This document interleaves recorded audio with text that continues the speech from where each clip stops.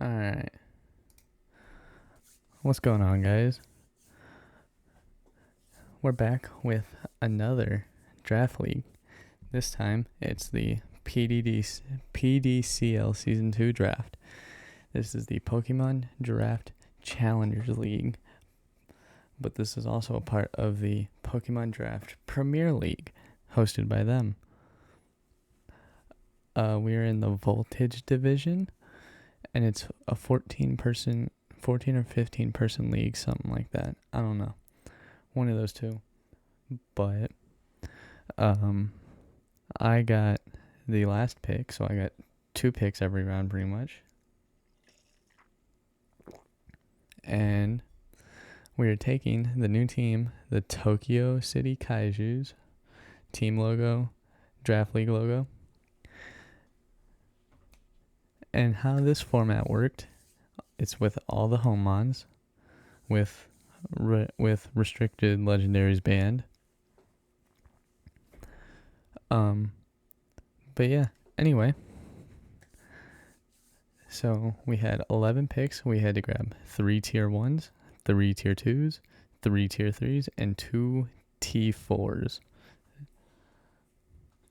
And I'm about to go through and show you what I grabbed. So round 1 comes to me after a while. And we grab Regieleki, round 1. Base stats, 80 HP, 100 attack, 50 defense, 100 special attack, 50 special defense, 200 speed. Base stat total, 580. Now, I loved Regieleki when it first came out in Gen 8. It was really nice. Loved using it. Pretty much used it on all of my teams except for the team I hit Master Ball tier. I hit top 1000 with. Other than that, yeah. Fast Pokemon, gonna be good with Electroweb. I think it's really good round 1 pick for a T1. And came to me, stayed there for me, and we got it. But yeah, Electroweb, it's got Volt Switch, it's got both screens. It's pretty frail, but it can hit strong. It can hit back strong. It may get hit hard, but it can hit hard back. But for round 2, my second pick, we grabbed Galarian Moltres for a T1. Galarian Moltres, 90 HP, pretty much terrible attack. Defense is alright. Special attack, base 100, not bad. Special defense is really good. Speed is pretty good. Base stat total of 580. Galarian Moltres, dark flying type. I like it. It did wonders for me when it first came out. I loved it in VGC along with Regieleki. I used it on most of my teams except for the team I hit top 1000 with in Sword and Shield. Series 10, I believe. But yeah, Dark Flying, Fiery Wrath, really good. Get a nasty plot set up. Yeah. Oh, I can't speak right now. Yeah, Galarian Moltres, one of my favorite Pokemon, not gonna lie. I love it. Looks cool. Better than regular Moltres. So that's my round 2 pick. Another T1. Round 3, I took my last T1 here in round 3. Some people waited on it, their last T1, but I took it right then and there. Triple T1 in the first 3 rounds. And we picked up Cresselia. Cresselia's back. Hooray. The bulkiest Pokemon in the damn game is back. With a little bit of a nerf. Its nerf was it lost 10 defense in its base stat and 10 special defense in its base stat. So instead of having 120 defense and 130 special defense, it now has 110 and 120. Base stat total of 580, 120 HP is pretty good. We're not worried about its attack. I'm not really worried about its special attack either. Its speed's actually a little higher than I thought it was, not actually. So that might be a little useful if I don't want to run a Trick Room team with it. But other than that, speed, not much there. Cresselia, it's there for bulk. I think it works well on a team. It'll work if I face someone who's using Trick Room. I think it's just gonna be good mana overall. Ally switch gonna be really good. I wish it got haze. That would be really nice. Other than that, that's about. Oh yeah, its new move is really good too. Its signature move, Lunar Blessing, I believe, is what it's called. It's pretty good. Can't wait to use that. Round 4. Alright, but moving on to round 4. Round 4, we took our first tier 2. And out of the first 3, I needed a. Well, I was thinking, I'm like, okay, I kind of need a fairy resist. Alright, so I kind of need a fairy resist. Why not? Alright, we took what helped me in GLDL in the Great Lakes Draft League. We took what helped me through Quillfish Division in there. We took Magnezone. Love Magnezone. This thing did wonders for me. This thing was a tank. It was terrible to face. It was great to use though. This thing's a tank. It lived pretty much everything.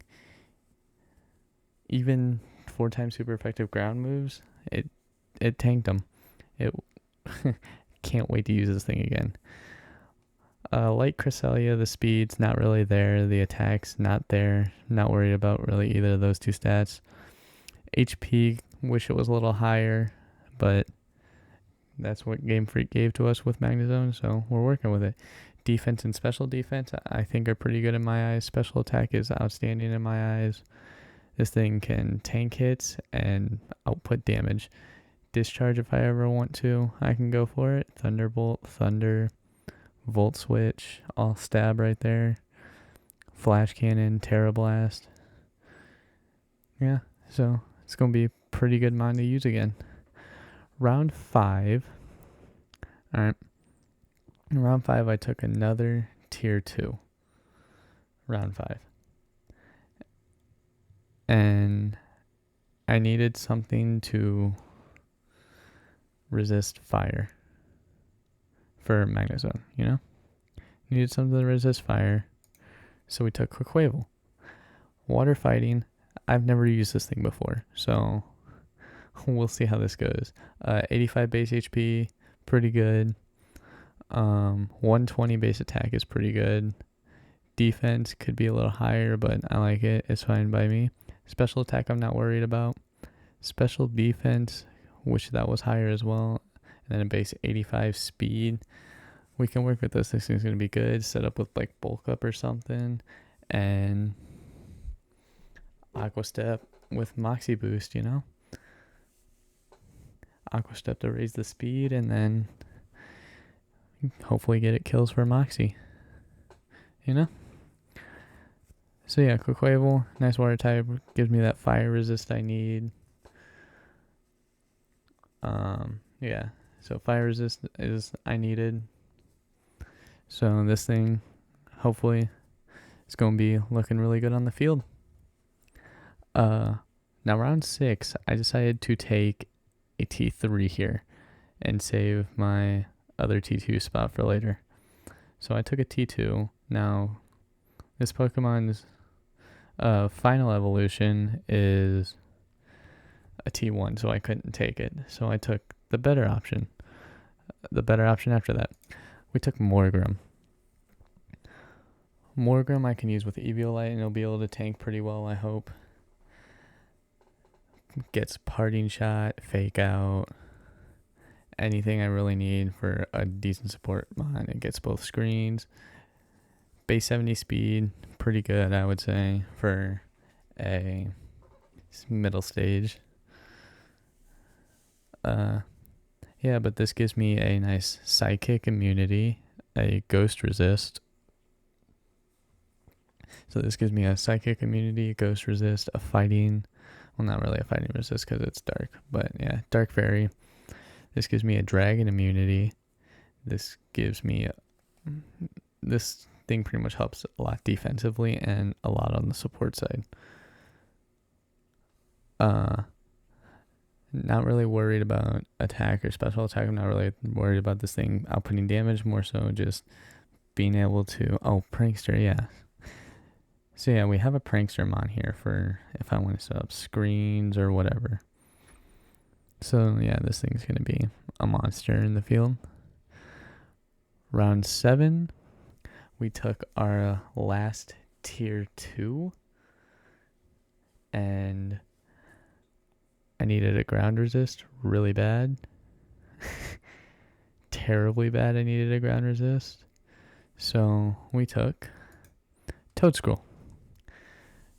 Toadstool, ground grass type, gives me that ground resist, gives me the second part of the fire water grass core. Base speed, pretty decent. Base special defense, really good. Special attack's pretty decent. HP, I would say, is pretty decent. This thing, the only thing that really holds this thing back is its ability making non-damaging moves pretty much move last, but that's fine. But we can get Spore out of this. We can be immune to Spore. So even though I don't think anyone took Amoonguss in the draft, so I'm not really too worried about it, but someone did take Breloom. I know Breloom was picked up, so there's a Spore out there. So I'm not the only one with Spore. I don't even think Fungus got picked up in the draft. Yeah, so this thing's hopefully going to be able to put attacks out and do well, put out damage, and then be able to tank hits. Round 8, yeah. So we took a fighting immunity here in Mismagius. We also take a ground immunity here because of its ability Levitate. Now, its HP, attack, and defense base stats are atrocious to see, but base special attack 105, base special defense 105, base speed 105, I think are pretty good. That kind of makes up for it a little bit. But yeah, we're going to try and keep this thing away from physical dark types. This also gives us a normal immunity as well. So this helps a lot. And if I really wanted to, I can go like all offensive. Like I could possibly go like Charge Beam, Terra Electric.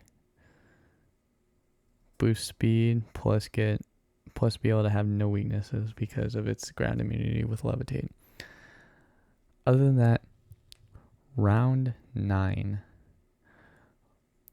I took my last tier 3.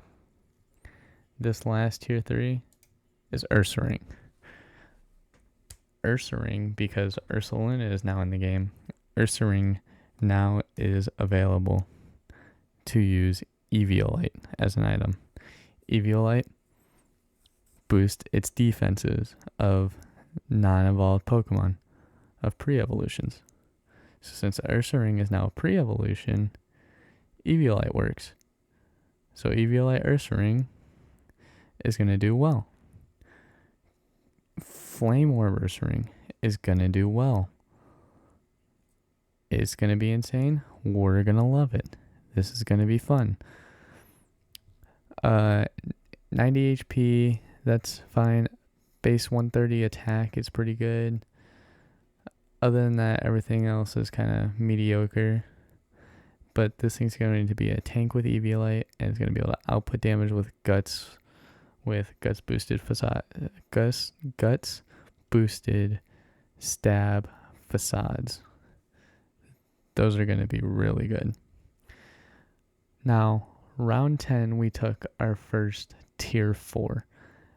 Now I needed a dragon type. The only 2 dragon types that weren't pre-evolutions that I could take were Altaria and Flapple. What do those 2 have in common? Well, Altaria was tier 3, Flapple was tier 4. We took our first tier 4, so we took Flapple here. What do they both have in common, though? They're both 4 times weak to ice, but I felt like I needed the dragon type. This thing now gives me a grass resistance. Yeah, so this thing gives me a grass resistance, an electric resistance, a water resistance, turns super effective fire moves into neutral fire defense here. Now, for how small this thing looks decently. Actually, never mind. I'm looking at it now. Never mind. Okay, this thing's pretty frail. But this thing can output damage with its base 110 attack. Trying to outspeed a couple things with that base 70 speed. I don't expect to do that too much, though. Special attack if I ever need it. Base 70 HP. Yeah, so this thing's pretty much glass cannon. But yeah, I don't know how I'm going to use this thing. This thing's more defense, more of a I needed resistances. Now, round 11, the final round. What I took. I originally took my last tier 4, which was Sudowoodo. Gave me another fire resistance. And then I'm like, I don't remember Sudowoodo ever hitting calcs. So I'm like, okay, after the draft, we had 2 more rounds of trades we could do. I passed my first round, and my second round, I looked at the draft board again. I'm like, you know what? This Pokemon might be pretty decent. So we got a fire. We actually got a fire immunity here, which is really good. We pulled Flareon. Flareon. Bulky as hell. More bulky than it needs to be with that base 110 special defense. But its ability Flash Fire makes it immune to fire moves. So I can switch it in on a fire move if I ever need to, and it be perfectly fine and safe. This thing can output damage with that base 130 attack. This thing is going to be a monster on the field. I just have that feeling. I'm ready for it. But yeah, if we go back here, Flareon you will never see in its shiny form. Flapple you will always see in its shiny form. Ursaring you will always see in its shiny form. Mismagius you will always see in its shiny form. Toadscruel you will always see in its shiny form. Morgrim you will always see in its shiny form. Quaquaval you will never see this thing in its shiny form. It's ugly as hell. That's the same thing with Flareon. Magnezone will always be in its shiny form. Cresselia will always be in its shiny form.